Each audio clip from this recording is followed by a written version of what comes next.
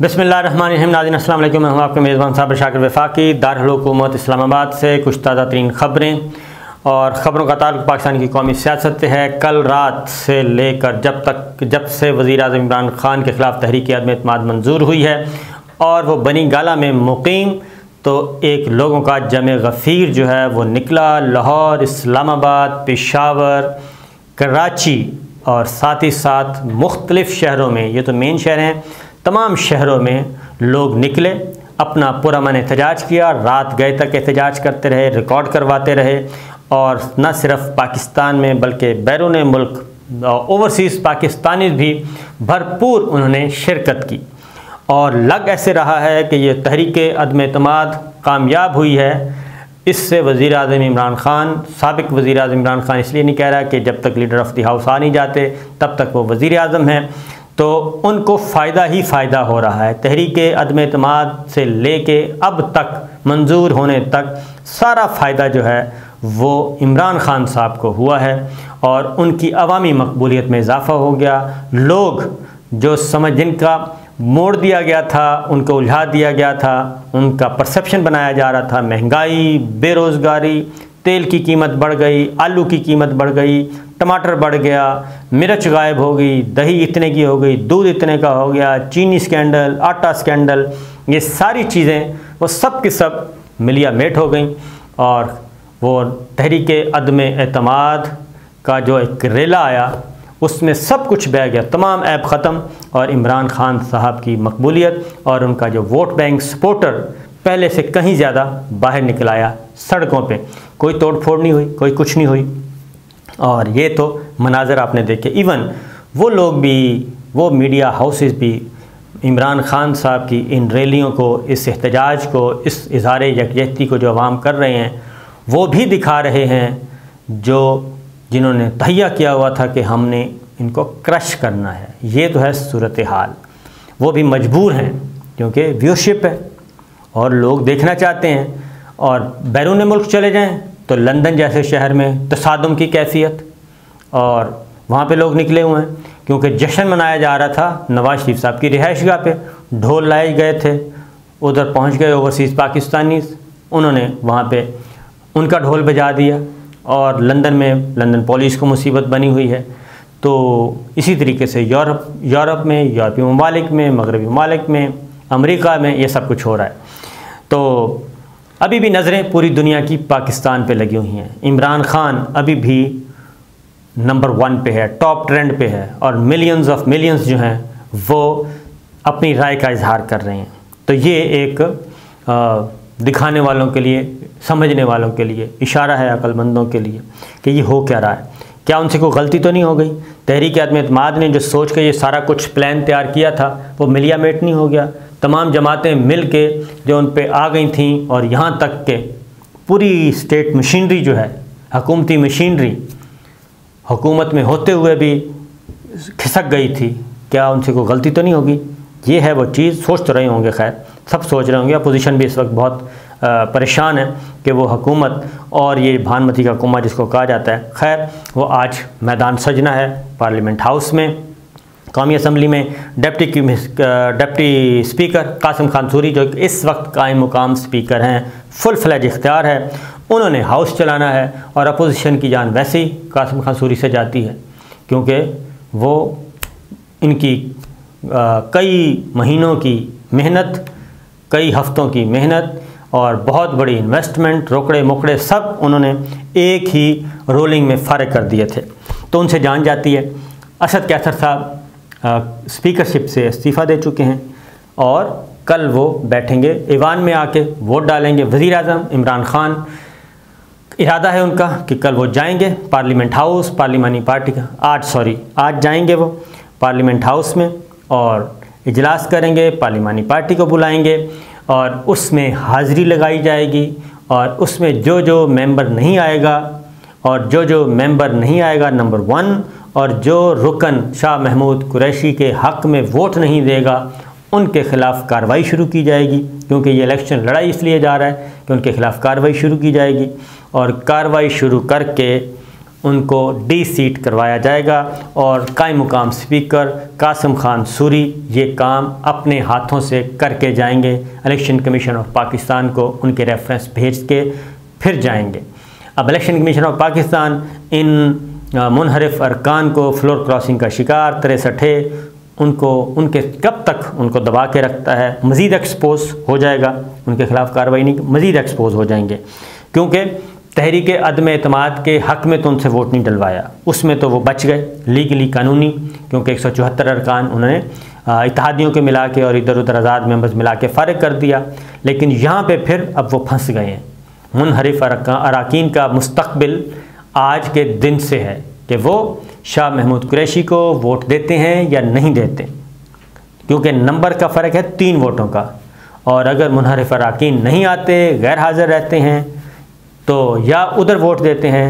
तो रेफरेंस भी पड़ा है सुप्रीम कोर्ट के अंदर, क्योंकि वहाँ प्रेशर मौजूद है सुप्रीम कोर्ट के अंदर। अब मज़ीद प्रेशर बढ़ गया है कि उस रेफरेंस में पूछे गए सवालात जो हैं उनके जवाबात दिए जाएं। और ये भी अफसोस की बात है कि उसको मंगल को रखा गया है, जबकि मंडे को ये होना है। फिर फ़र्द जुर्म आज आयद होनी है, ज़ाहिर है वो तो नहीं होंगी, क्योंकि वहाँ पे कहा जाएगा कि मुल्ज़म जो हैं वो इस वक्त कौमी असम्बली में मौजूद हैं और लीडर ऑफ़ द हाउस के लिए वो इलेक्शन लड़ रहे हैं, इसलिए इधर नहीं आ सकते मुल्ज़म, अदालत में आज नहीं पेश हो सकते, लिहाजा वो फ़र्द जुर्म तो आयद नहीं होगी। वहाँ पे हाज़िरी की माफ़ी की दरख्वास्त दी जाएगी, जो कि मंजूर की जाएगी, क्योंकि पहले भी काफ़ी दफ़ा इंटरटेन किया जा चुका है। हमजा शहबाज पर भी फ़र्द जुर्म आयद होनी है, वो भी मेरा ख्याल है नहीं जाएंगे, वो मसरूफ़ हैं उधर सीएम शिप के लिए। तो ये तो है ग्राउंड रियलिटी, और उसमें मामला आगे बढ़ेगा तो ज़्यादा चांसेस। इसके बावजूद मैं अगली बात बताऊं, अपोजिशन को भी धड़का लगा, क्योंकि शहबाज शरीफ साहब जब कागजात नामजदगी दाखिल हुए तो उसमें लड़ाई का मैं बता चुका हूं, उसकी वीडियो भी सामने आ चुकी है। शाह महमूद कुरैशी साहब, एहसन इकबाल साहब, बाबर अवान, जाहिद हामिद साहब के दरमियान, एहसन इकबाल, शाह महमूद कुरैशी, बाबर अवान, इनके दरमियान जो तल्ख कलामी हुई, बाकायदा तौर पर शाउट किया एक दूसरे पर, तो वो भी है। तो उसमें क्या है, अभी तो आपको इक़्तिदार ही नहीं मिला तो आप ये कर रहे हैं, इक़्तिदार मिलने के बाद आप क्या करेंगे। तो अपोजिशन का एक और धड़का भी लगा हुआ है, वो ये धड़का लगा हुआ है कि भाई 3 वोटों का फ़र्क है और इधर इमरान खान साहब की पॉपुलैरिटी में इजाफा हो गया है, और कहीं ऐसा ही ना हो कि मूड ही बदल जाए किसी इत्तेहादी का, कोई 3 वोट इधर से इधर ही ना हो जाएँ, और ऐसा ना हो कि शाह महमूद कुरैशी वज़ीर आज़म बन जाएँ। आज ये धड़का अंदर से लगा हुआ है, इसलिए शहबाज शरीफ साहब ने फ़ौरन कल सारा दिन मुलाकातें की, बलूचिस्तान अवामी पार्टी के क़यादत से मिले, मुत्तहिदा कौमी मूवमेंट से मिले, बाकी जो एक रुकन है वोट उनसे मिले, उन सब को, फिर जरदारी साहब के दरबार पे भी गए, उनके वो क्या कहना चाहिए कदम बोसी की कि जनाब मेहरबानी करना, जरदारी साहब आप एक जरदारी सब पे भारी हैं, वो सेनेट वाला हमारे साथ सलूक न करना कि सेनेट में हम सब इकट्ठे थे, PDM हमने बनाई थी आपके कहने पे, और इसके बाद यूसुफ गिलानी साहब को आपने जितवा लिया कौमी असम्बली से, और जब चेयरमैन सेनेट की सीट हमने मांगी और हमने अपना कैंडिडेट खड़ा करने की कोशिश की तो आपने सादिक संजरानी साहब को जितवा दिया, सीटें सारी आप ले गए, हमें कुछ भी नहीं मिला। और ये सारे मामलात जो हैं अब दोबारा हमारे साथ हैंड ना करना, मेहरबानी करना। तो ये सारे मामलात जो हैं इस पर भी धड़का लगा हुआ है, क्योंकि जरदारी साहब को कोई पता नहीं है जी कि आखिर टाइम पे क्या कार्ड खेलते हैं, क्योंकि 3 ही तो लोग हैं, उनको आगे पीछे करना है, और अगर 3 वोट आगे पीछे हो गए तो मामला ख़राब हो जाएगा। तो बहरहाल आज का दिन बड़ा ही इम्पॉर्टेंट है। नए वज़ीर आज़म आज मारज़ वजूद में आ जाएंगे, और नए वज़ीर आज़म शहबाज शरीफ साहब आते हैं, तो आपको मालूम है मुत्तहिदा अपोजिशन के हैं, तो उन्होंने फिर आके जो गवर्नमेंट के बुनियादी काम हैं उनका फिर ओथ होगा। सबसे पहले तो बता दूं तरीक़ाकार क्या होगा, ये ज़रा ज़हन में रखिएगा। आज का जो लीडर ऑफ़ द हाउस का इंतखाब होना है उसमें असम्बली की कार्रवाई, कागजात नामज़दगी होते हैं वो मंजूर हो चुके हैं, और जो शराइत हैं उनकी जांच पड़ताल हो गई, और उसके बाद अब होना है कल कायम मुकाम स्पीकर होंगे, वही हाउस होगा, और उसमें गवर्नमेंट जाएगी, यानी कि PTI की जमात भी, पार्लिमानी पार्टी भी जाएगी, और अवामी लीग शेख रशीद साहब होंगे, और GDA के लोग होंगे, और जनाब बुलाया जाएगा, वो स्पीकर साहब अनाउंस करेंगे। फिर ये खुफिया बैलेट नहीं होता, हाथ खड़े करके इसका इलेक्शन नहीं होता, बल्कि लॉबी होती है, एक राइट साइड की लॉबी है, एक लेफ़्ट साइड की लॉबी है, और स्पीकर के जो स्पीकर इधर बैठे हैं तो सामने राइट साइड पे ट्रेजरी बेंचेस होते हैं, लेफ़्ट साइड पे अपोजिशन होती है। तो इस साइड पे जो है वो ट्रेजरी बेंचेस को मौका दे। लेकिन कल चूँकि फ्रेश इलेक्शन है और उसमें अब देखना यह है कि राइट लॉबी किसको दी जाती है, शाह महमूद कुरैशी साहब को दी जाती है तो दूसरी लॉबी जो है वो दे दी जाएगी दूसरे कैंडिडेट को। और स्पीकर साहब कहेंगे, स्पीकर और उनका अमला मौजूद होगा, वो ईवान के अंदर अरकान को बुलाने के लिए घंटियां बजाई जाएंगी। घंटियां बजाने का मकसद ये तो पूरे पार्लियामेंट हाउस में सुनी जाती हैं कि जितने भी अरकान जो बाहर हैं, अगर किसी चैम्बर में बैठे हैं, लॉबी में बैठे हैं, कैफेटेरिया में बैठे हैं और गप्पे शप्पे लगा रहे हैं, सिगरेट पी रहे हैं, तो ये सारे जो चीज़ें हैं वो घंटियां बजाई जाती हैं। उन घंटियों की आवाज़ सुनी जाती है। 5 मिनट 7 मिनट तक ये घंटियां बजती हैं। उसका मतलब होता है कि आप आ जाएँ ऐवान में, कार्रवाई शुरू की जाती है। तो जब 5-7 मिनट घंटियां बजाने का वक्त ख़त्म हो जाता है तो स्पीकर जो हैं वो कहेंगे असम्बली सिक्योरिटी को कि अब आप ऐवान के कमर दरवाज़े जो हैं, दाखिली दरवाज़े सब बंद कर दें। दाखिली खारजी दरवाज़े सब बंद हो जाते हैं और ना कोई बाहर जा सकता है ना कोई अंदर आ सकता है। जब ये सब हो जाएगा उसके बाद फिर स्पीकर अनाउंस करेंगे कि जनाब जिसने वोट देना है वज़ीर ख़ारजा साबिक़ शाह महमूद कुरैशी साहब को, जो कि उम्मीदवार हैं वज़ारत उज़्मा के, वो इस लॉबी में जाके अपना वोट कास्ट करें, अपना नाम दर्ज करवाएं। जिसने देना है शहबाज शरीफ साहब को, वो इस लॉबी में जाके अपने आप का अपना नाम इंदराज करवाएं।